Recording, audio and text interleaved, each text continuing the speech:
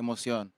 Así que hoy, iglesia, vamos a continuar en el Evangelio de Lucas, capítulo 23. Vamos a enfocarnos en el versículos 1 al 7.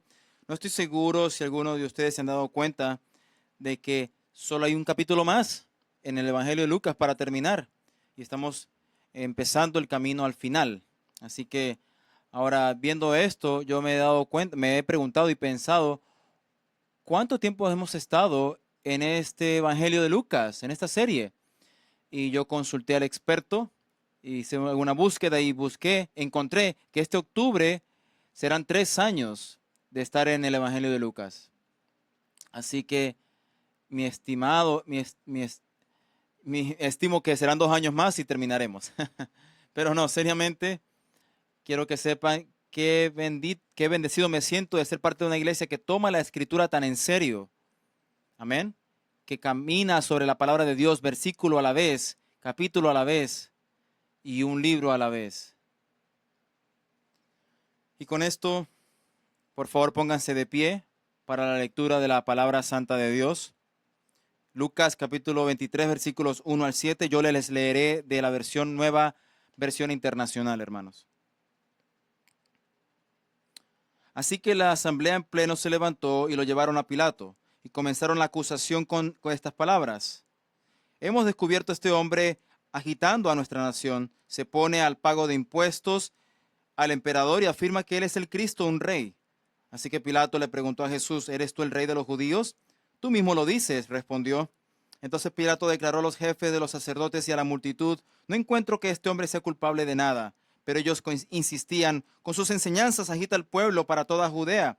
Comenzó en Galilea y ha llegado hasta aquí. Al oír esto, Pilato preguntó si el hombre era Galileo. Cuando se enteró de que pertenecía a la jurisdicción de Herodes, se lo mandó a él, ya que en aquellos días también Herodes estaba en Jerusalén. Esa es la palabra del Señor, amén. Se pueden sentar. Oremos. Padre, gracias por este día. Gracias por tu palabra santa que nos enseña, que nos instruye, que nos da convicción. Oro, Señor, de que tú nos des a todos una habilidad de enfocarnos. Yo sé que podemos ser personas de mentes divididas en muchas ocasiones. Hay muchas cosas que están sucediendo a nuestro alrededor. Hay cosas que tenemos que hacer después de hoy, después de este día. Tenemos que ir a lugares después de la iglesia y podemos distraernos ahorita. Así que te pedimos que nos ayudes a enfocarnos. Ayúdanos a darte este tiempo a ti, completamente a ti. Y oro, Señor, de que esto no sea un momento en que venimos, nos sentamos, escuchamos y nos vamos y seguimos igual, sino que tu Espíritu obre en nuestras vidas. Y oro, Señor, de que por causa de este tiempo aquí juntos en esta enseñanza, todos vengamos a parecernos un poco más a ti, Jesús. Y pedimos todo esto en el nombre de Jesucristo. Amén. Así que, ¿algunos de ustedes han sido acusados falsamente en alguna oportunidad? ¿Qué tal otra pregunta? ¿Cuántos de ustedes en este cuarto están casados? Así que hay una posibilidad, si usted está casado, que posiblemente ha sido acusado falsamente en algún punto en su vida de casado. Yo tengo que admitir de que yo hago esto a mi esposa muchas veces. Usualmente no es verbalmente, sino en mi mente. Y el escenario es más o menos como que hay algo en mi casa que estoy buscando y yo sé que debe estar en algún lugar. Así que yo voy a ese lugar a buscar ese objeto y veo que no está ahí.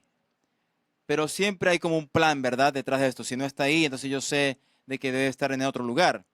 Voy a ese lugar donde supuestamente debe estar y tampoco está ahí. Entonces, en este punto, en mi mente, yo empiezo a pensar, de alguna manera, mi esposa lo movió, lo quitó del lugar que yo lo puse. Y yo falsamente la acuso en ese momento. Y más seguidamente ella no lo movió, sino que yo lo puse en un lugar y se me olvidó dónde lo puse, ¿verdad?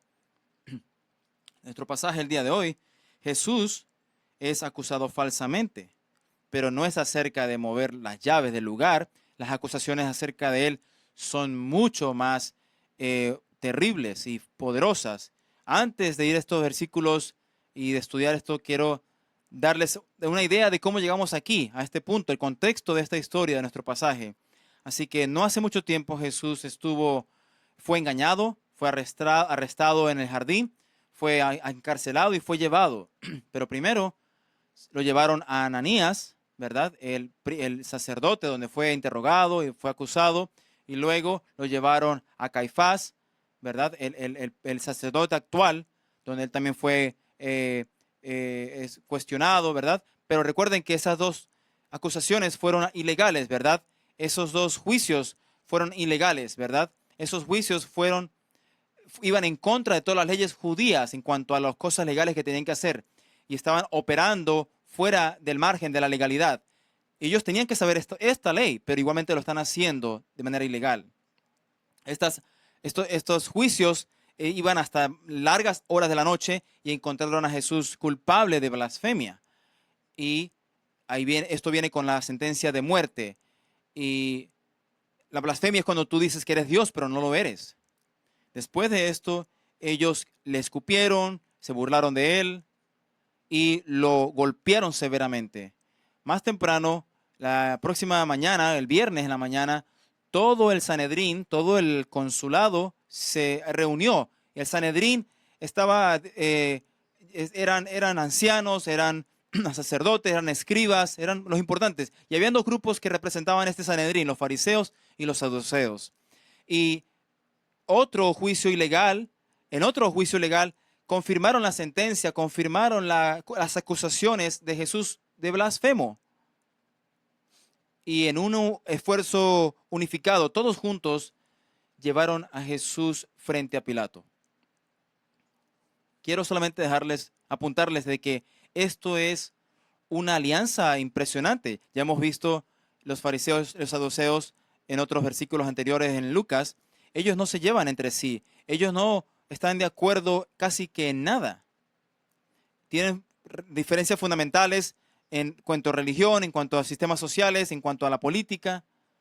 Entonces, esta coalición corrupta en contra de Jesús nos muestra de que el enemigo de mi enemigo es mi amigo, ¿verdad? Como dice el dicho. Todo esto nos lleva hacia el pasaje de esta mañana. Y yo creo que cuando veamos estos versículos veremos tres distintas secciones, ¿verdad? Veremos la acusación, veremos el veredicto y veremos la transferencia. Así que primero, versículos 1 y 2, la acusación. Dice: así que la asamblea en pleno se levantó y lo llevaron a Pilato y comenzaron la acusación con estas palabras: hemos descubierto a este hombre agitando a nuestra nación, se opone al pago de impuestos al emperador y afirma que él es el Cristo, un rey.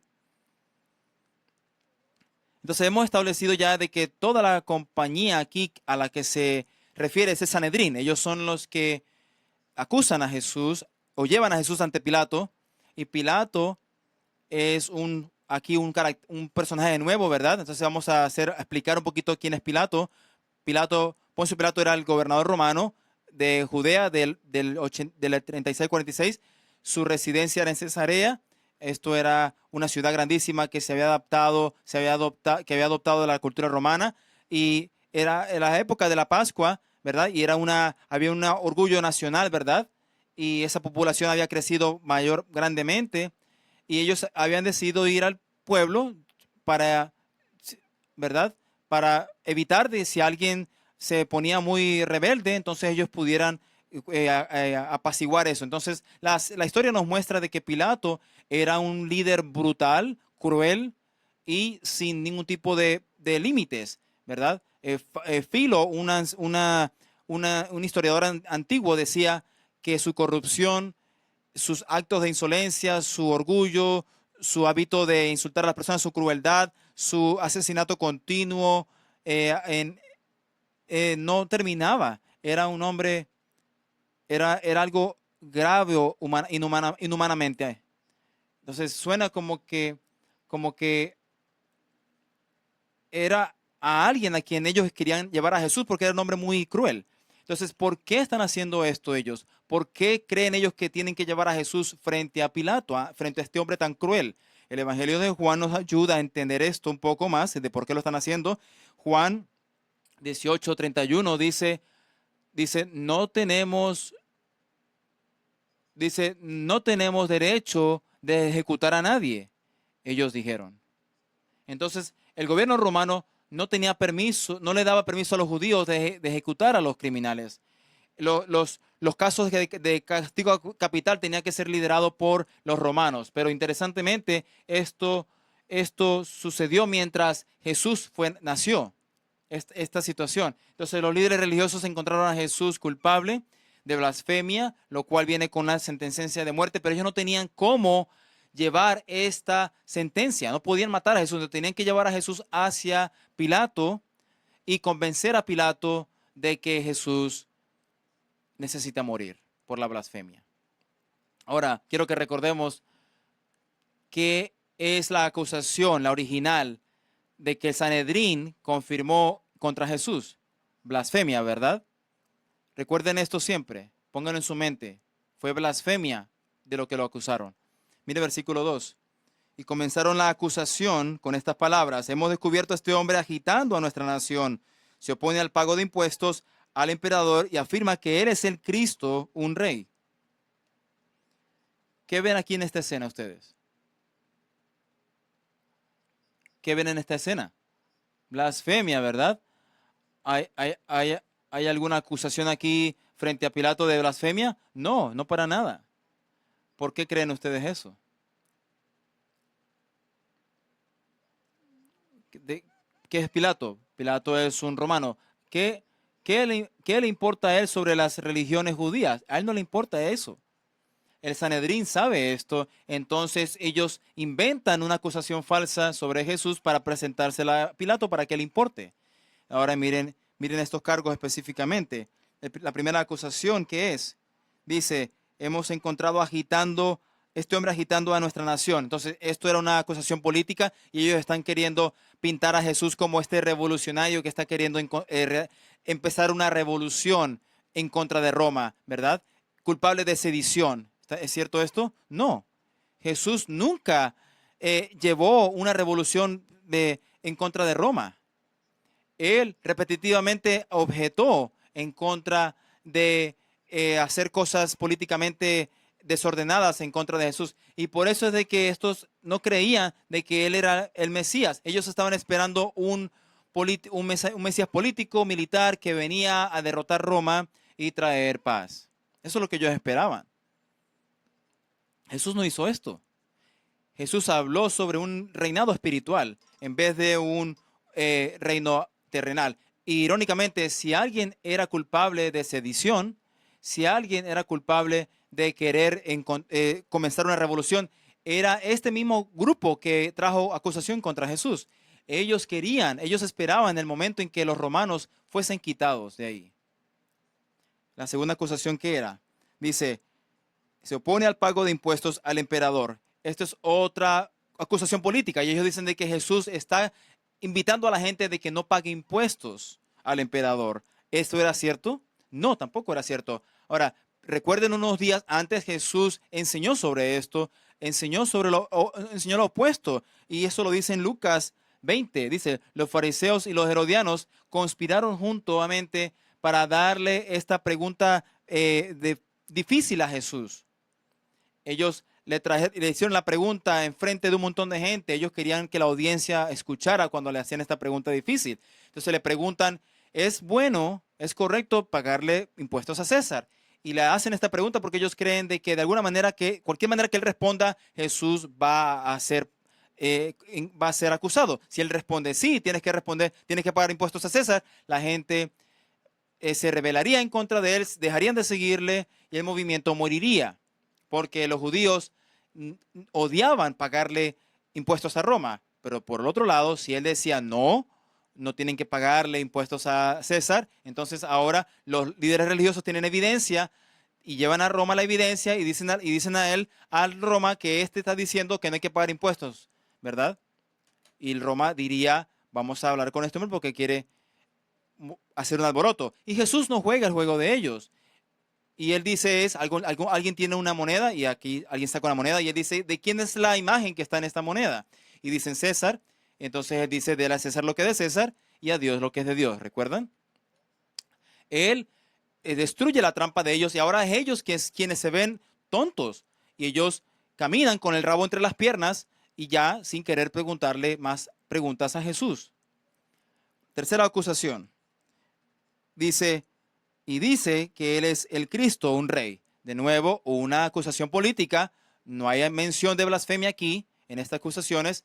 Y en esta, ellos dicen de que Jesús dice ser un rey en directa oposición a César. Ahora, para entender la acusación esta, tenemos que hacer un estudio de palabras breve, ¿ok? Algunos de ustedes están conmigo. Bueno, la semana pasada el pastor Mike ya cubrió esto, pero vamos a hacer una repetición, ¿ok? Vamos a hablar un poquito más de esto.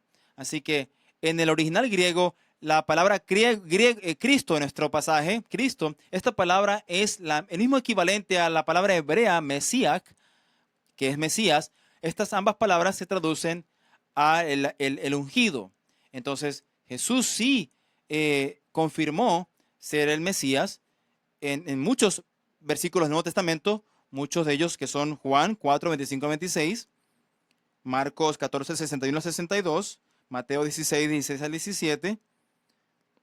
Y en el Antiguo Testamento, más notablemente, Salmos 110, 4 y Zacarías 6, 12 al 13.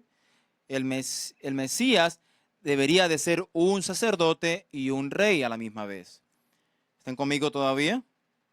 Entonces, los líderes religiosos aquí están torciendo la identidad de Jesús como Mesías y están enmarcándola en directa oposición a César. Mientras Jesús es rey, su reino en su primera venida no es un reinado terrenal en oposición a Roma, no. Entonces, todas estas acusaciones contra Jesús que vemos aquí nos muestran qué tan lejos puede alguien ir para torcer las verdades de Jesús para su propio beneficio. Los líderes religiosos, a propósito, mal representaron la identidad de Jesús y pusieron una imagen falsa de quién era Jesús y de lo que él enseñaba. Iglesia, la gente sigue haciendo esto el día de hoy. Yo les animo, les advierto que tengan cuidado de lo que usted consume, especialmente cuando se trata de Jesús. Hay muchos que promueven a Jesús de una manera falsa para tomar ventaja. Ellos hacen dinero de este tipo de representación falsa de Jesús, ¿verdad? Como predicadores de la prosperidad, como cristianos nacionalistas radicales, ¿verdad? Como enseñanzas falsas torcidas de Jesús y muchos más grupos que van creciendo, ¿verdad? Que se van llenando de dinero en sus bolsillos y van construyendo una red social amplia de seguidores con representaciones falsas de Jesús.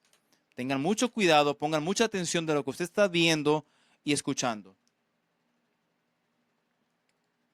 Esto nos lleva a la próxima sección, el veredicto. Vemos versículos 3 y 4. Dice, así que Pilato le preguntó a Jesús, ¿eres tú el rey de los judíos? Tú mismo lo dices, respondió Jesús. Entonces Pilato declaró a los jefes de los sacerdotes y a la multitud, no encuentro que este hombre sea culpable de nada. Entonces, la historia de Lucas aquí es muy rápida. El Evangelio de Juan como que nos llena un poco más espacios. Y la pregunta que le hace Pilato a Jesús en este punto tomó lugar en el cuarto privado de Pilato, ahí lejos de la multitud, lejos de la bulla, y no fue afuera. Y esta tercera acusación de que Jesús dice ser rey, como que se sentó un poco de manera incómoda con Pilato, porque esta es la única acusación de la cual Pilato como que le pone atención y habla de Jesús sobre esta acusación y le hace una pregunta a Jesús sobre esta acusación. Es la única. Y mirando al original griego nos ayuda, ¿verdad? Aquí la frase en esta pregunta enfatiza la palabra tú. Entonces, una lectura una lectura mejor es como, ¿eres tú el rey de los judíos? tú, tú Jesús, es como burla, ¿verdad? Tú, el rey, tú eres el rey de los judíos. Vamos a recordar algo, como Jesús se veía en ese momento, ahí parado frente a Pilato, su rostro, ¿verdad? Ya era tarde en la noche y el día anterior ya había sido completamente abusado físicamente, se le habían puesto una venda en sus ojos, lo habían golpeado severamente muchas veces en el rostro. Su rostro estaba hinchado, inflamado, lleno de sangre. Habían, ¿verdad? Eh, Hematomas por toda su cara, su nariz estaba quebrada, su rostro estaba quebrado también, sus huesos. Tenía ojos negros de los golpes, ojos inflamados de los golpes. ¿Alguna vez han visto las peleas estas de MMA, ¿verdad? Boxeo, ¿verdad?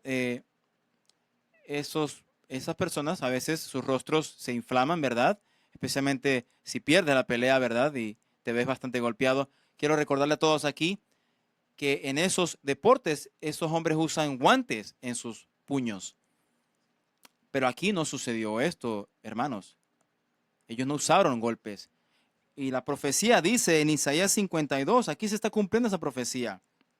Isaías 52 dice, y así como muchos estaban impresionados de su rostro tan desfigurado, más incluso no había ningún semblante de humanidad en él. Así de grave estaba.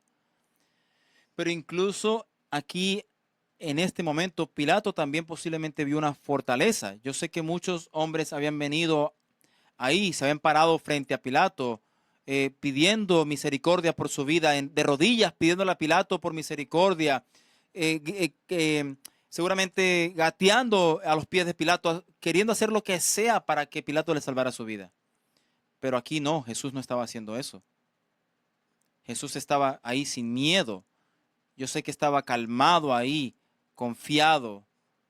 Y Pilato se dio cuenta de esto. Y esto aquí es cuando Jesús le hace la respuesta a Pilato de su pregunta y él le dice, tú lo has dicho. Ahora, mientras yo estaba leyendo y leyendo otra vez y viendo comentarios y preparándome para este sermón, yo me topé con un comentario que dio un pensamiento, una idea interesante en este punto.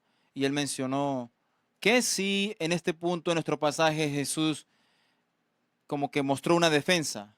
¿Qué si en este punto del momento Jesús trajo testigos para verificar su inocencia de que él verdaderamente sí era el Mesías, el verdadero rey?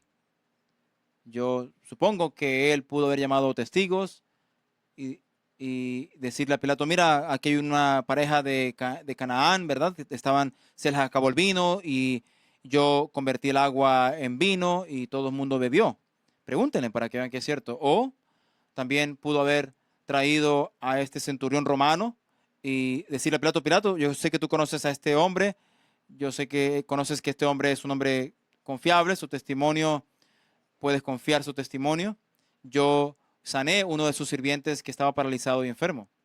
O también pudo haber traído, Jesús pudo haberle dicho, Pilato, esto va a tomar un tiempo, aquí hay 5,000 hombres afuera que ellos pueden entrar y decirte, cada uno de ellos decirte de que yo multipliqué 5 panes y 2 peces y todos comieron, incluyendo sus esposas y hijos. O también pudo haber traído a este hombre que había sido endemoniado y yo saqué el demonio de él. Ahora él ya está completamente sano y está contribuyendo a la comunidad. O por último, también pudo haber traído a Lázaro para presentárselo a Pilato y decirle yo lo resucité de la muerte.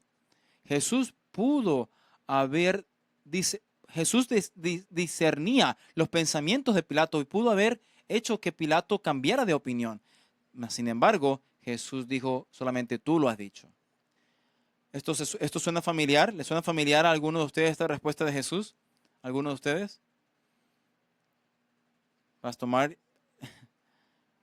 la semana pasada Jesús dio esta respuesta muy parecida al Sanedrín cuando ellos le preguntaron a él si él era el Hijo de Dios. Y Jesús dijo, tú dices que yo soy. Jesús sabía sabía que los hombres del Sanedrín no querían saber realmente la respuesta a esa pregunta. Ellos no hicieron esta pregunta en buena fe. La pregunta fue una trampa para Jesús. Entonces, él le responde simplemente. Jesús también puede discernir las intenciones de Pilato y Jesús ve el corazón de Pilato y le responde a Pilato en el afirmativo. Entonces ahora el versículo 4. Entonces Pilato declaró a los jefes de los sacerdotes y a la multitud: no encuentro que este hombre sea culpable de nada. Esto es algo impresionante. Jesús acaba de admitir al crimen, a la acusación. ¿Tú eres rey?, le pregunta, y él dice: tú dices que yo soy. Y estas son respuestas afirmativas. Él no está tratando de ser como desviar la pregunta, la respuesta. No, es una respuesta clara, es sí. Y entonces él admite al crimen que lo están acusando. Entonces podemos ver de que Pilato no está tomando a Jesús muy en serio en este punto. Quizás una manera moderna en cómo Pilato ve a Jesús es como un hippie que quiere ser presidente o que pretende ser presidente. Este Jesús, dice Pilato, este Jesús no es una amenaza a Roma. Él no tiene ningún tipo de ejército, él no tiene seguidores, ¿verdad? Nadie va a apostar por él. De hecho, había gente que lo seguía a él y la gente que, según él es rey de esa gente, lo trajeron a él hacia mí. Eso no parece un rey. Él no está actuando como un rey, pensaba Pilato. El Evangelio de Mateo también nos da unos detalles de lo que Pilato estaba pensando. Mateo 27, 18 dice: Pilato sabía que habían entregado a Jesús por envidia.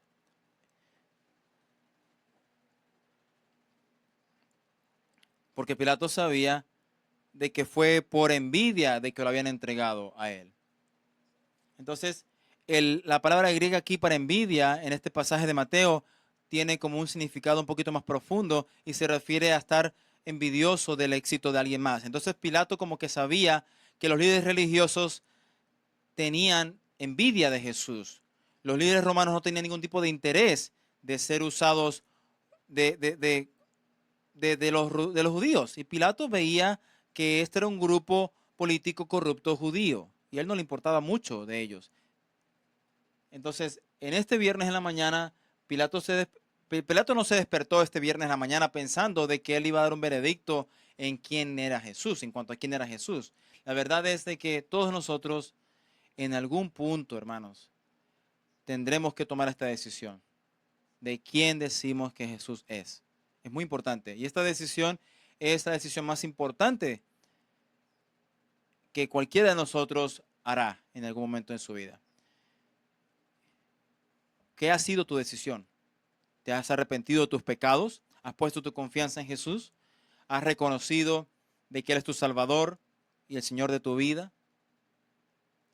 ¿Entiendes de que tú eres salvo por gracia a través de la fe? Si esto es así, yo te digo que como cristiano, soldado de Jesús, busca su reino y su justicia primero y búscalo en todos tus caminos. Si tu decisión, si tu veredicto es cualquier otra cosa, entonces yo te pido que consideres la verdad del Evangelio. Y esta es la verdad, de que en el principio Adán y Eva desobedecieron a Dios. Y esto trajo el pecado a toda la humanidad. Como un cáncer se regó por toda la humanidad y afectó todo. Y desde ese punto en adelante todos los seres humanos nacen con la naturaleza pecaminosa y todos ratificamos, todos mostramos ese pecado con nuestras decisiones propias. Nosotros desobedecemos a Dios de manera voluntaria y por eso todos merecemos el castigo eterno en el infierno. Esas son las malas noticias. Pero las buenas noticias es de que Dios el Padre, en su amor y en su gracia, envió a Jesús a la tierra, siendo completamente hombre, completamente Dios, para vivir una vida perfecta en nuestro lugar y morir en la cruz en nuestro lugar, para que todos aquellos que se arrepientan y pongan su confianza en Jesús, obtengan el regalo inmerecido de la vida eterna. Amén. No sean como los líderes religiosos, hermanos, y no se mantengan hostiles a Jesús. No permanezcan ahí, no sean como Pilato y sean como que ignoren a Jesús. ¿Han sentido alguna vez que el Espíritu como que te está impulsando a arrepentirte y poner tu fe en Cristo? No te vayas de aquí antes de hablar con ancianos y pastores después de este servicio. Vengan y estaremos muy felices de hablar con usted y orar por usted. Una tercera sección es la transferencia. Versículos 5 al 7. Dice: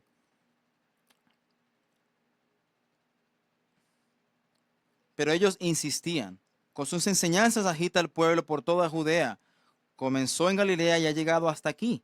Al oír esto, Pilato preguntó si el hombre era Galileo. Cuando se enteró de que pertenecía a la jurisdicción de Herodes, se lo mandó a él, ya que en aquellos días también Herodes estaba en Jerusalén. Entonces, en el versículo 4, cuando Pilato dijo que Jesús no era culpable, él rehusó. Los judíos no pueden creer de que Pilato haya dicho que no es culpable. Y ellos dicen: Pilato, este hombre acaba de admitir su crimen. ¿Cómo tú puedes decir que no tiene culpa? Ellos no pueden creer lo que pasa. Entonces ellos como que ellos no se van a rendir. Entonces ellos traen otra acusación falsa en contra de Jesús. Y aquí está, en el versículo 5. Dice: con sus enseñanzas agita al pueblo por toda Judea. Comenzó en Galilea y ha llegado hasta aquí. ¿Vio? Entonces ellos están diciendo que la enseñanza de Jesús está alborotando a la nación y que está volteando los corazones de la gente contra Roma y que está comenzando una revolución. Ten cuidado, Pilato, dicen los judíos, este es el hombre que tú debes enjuiciar. Entonces ellos dicen, ¿verdad? Dicen dicen Judea y Galilea. Entonces esto es algo que ellos también quieren maximizar, ¿verdad? Quieren exagerar este tipo de acusación, ¿verdad? Porque Galilea está al norte y Judea está al sur. Y esto quiere decir de que ellos quieren que Pilato crea que él está alborotando a toda la nación, toda el área, ¿verdad? Y diciendo de que él está queriendo como que alborotar a la gente en contra de César. Entonces, la palabra aquí, Galilea, que ellos usan aquí es muy estratégica. Así como igual estratégicamente ellos torcieron la identidad de Jesús como Mesías, ahora van a usar la geografía para engañar, ¿verdad? Jesús creció en Galilea y su base de operaciones en su ministerio fue en Capernaum. Ambas las ciudades estaban en Galilea y hasta aquí es cierto. Pero aquí está la conexión que los líderes religiosos estaban queriendo hacer. Aquí están los puntos de que ellos quieren conectar en sus mentes. Cada revuelta en contra de Roma por los judíos comenzó en Galilea, en la zona de Galilea. Si yo le describiría a ustedes la gente de Galilea en este punto y en cosas que podemos relacionarnos con ellos, puedo decir de que ellos como que eran muy nacionalistas y eran antigobierno. ¿Ven la imagen? Ellos eran hombres fuertes, judíos nacionalistas y muy contra Roma. Entonces están haciendo una ley directa entre Jesús y estas rebeliones pasadas, entre Jesús y estos líderes rebeldes del pasado. Pilato es como, pon atención, esto aquí comenzó en Galilea, pero siempre bajan la revolución. Y esto es uno de ellos, él es de Galilea. Está brotando a la gente. Pilato, ten cuidado, reconsidera tu acusación o tu veredicto. Y en este punto Pilato está bajo presión. Por un lado, él sabe de que Jesús es inocente, pero en la otra mano, si él deja que Jesús sea libre, los líderes religiosos ciertamente comenzarán una rebelión. Si eso sucede, él tiene que llamar a la tropa romana, y si la tropa romana viene, entonces va a haber una guerra donde mucha sangre va a ocurrir. Y eso sucede, un reporte entonces se le envía a César. ¿Pueden imaginar cómo ese reporte se vería si César lo lee? Pilato Pilato dejó ir a Jesús, que era un rebelde, que le dijo a la gente que no pagara sus impuestos. La gente, siendo tan fiel a Roma, se rebeló porque Pilato dejó ir a Jesús. ¿Pueden ver cómo Pilato no quiere que esto suceda? No quiere que este mensaje vaya a César.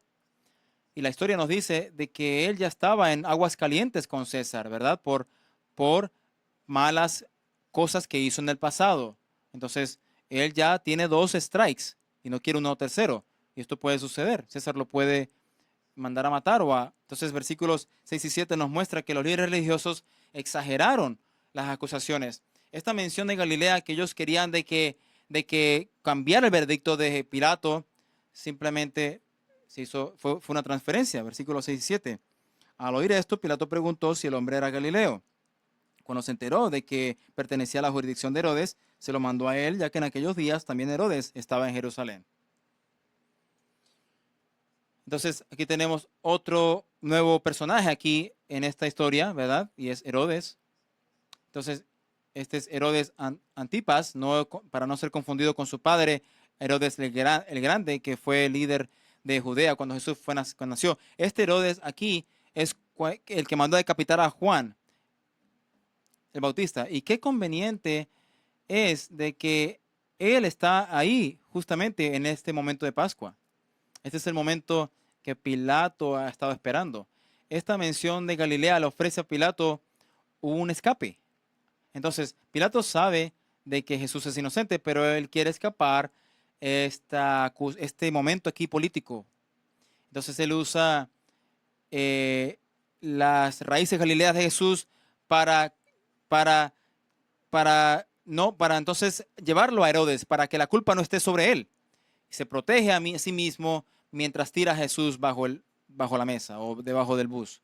Entonces, en este punto puede ser muy tentativo para nosotros ver el fallo moral de Pilato como cobarde, ¿verdad? Y podemos enorgullecernos y mirar con desdén a Pilato por lo que hizo, pero todos de alguna manera u otra, hemos estado ahí en el borde de una decisión moral fuerte, delicada, ¿verdad? Si yo me acerco bastante cerca, yo puedo ver el examen de mi compañero y copiarme y así hacer trampa. Si tú eres si tu mesonero un, un, se le olvida ahí una comida en tu mesa, tú la tomas y no dices nada para tomar provecho, ¿verdad? Entonces, siempre queremos a veces tomar provecho, ¿verdad? O a veces tú no haces tus responsabilidades diarias porque pasas mucho tiempo ahí en tus redes sociales o en juegos o en películas o viendo series. Todos tenemos que admitir de que somos muy parecidos a Pilato de lo que creemos. Entonces quiero pedirles a todos ustedes que les pidan al Señor que escudriñen sus corazones y les deje saber áreas donde usted está escogiendo o prefiriendo comodidad en vez de responsabilidad, donde usted está tomando los caminos cortos en vez de tomar las cosas como son moralmente correctas. Ahora, quiero que anclemos esto en algo. Quiero decir esto muy rápidamente. Hasta este momento, todo esto le está pasando a Jesús, ¿verdad? Él es engañado, él es arrestado, él es puesto en estos juicios ilegales, él es escupido, golpeado, burlado, él atraviesa en este juicio romano donde es declarado no inocente, pero luego lo mandan a Herodes, y todas estas cosas le siguen pasando a Jesús. Es, Él no puede evitar estar aquí entre este problema, pero quiero que recuerden que esto no le está sucediendo a Jesús. Jesús está permitiendo que estas cosas le sucedan a él, porque esto es parte del plan de él. Mateo 20, 17, 19 dice esto: mientras subía Jesús rumbo a Jerusalén, tomó parte a los 12 discípulos y les dijo: ahora vamos subiendo a Jerusalén, y el Hijo del Hombre será entregado a los jefes de los sacerdotes y a los maestros de la ley. Ellos lo condenarán a muerte y lo entregarán a los gentiles para que se burlen de él, lo azoten y lo crucifiquen, pero al tercer día resucitará. Lo que estamos viendo aquí es el comienzo de una profecía que se está cumpliendo. Todo se está encajando perfectamente como Jesús el Mesías quiere que suceda. Amén. Oremos juntos. Padre, gracias por hoy. Gracias por tu amor, por tu gracia, por tu misericordia y tu paciencia. Te pido que nos des un deseo por tu palabra más profundo. Oro, Señor, que vengamos a que conozcamos tus escrituras también, de que cuando escuchemos algo que suene extraño podamos identificarlo automáticamente y no caer víctimas de engaños y de falsedades. Oro, Señor, por aquellos que no han tomado la decisión de seguirte. Te pido, Señor, que tú cambies sus corazones y envíes tu espíritu para que les dé convicción, para que ellos se arrepientan y pongan tu fe en ti, su fe en ti. Señor, te pido de que tú nos ayudes a todos a seriamente considerar los puntos de nuestras vidas donde estamos tomando el camino corto en vez de hacer lo que sabemos que es correcto hacer. Y todo esto lo pedimos en el nombre de Jesús. Amén.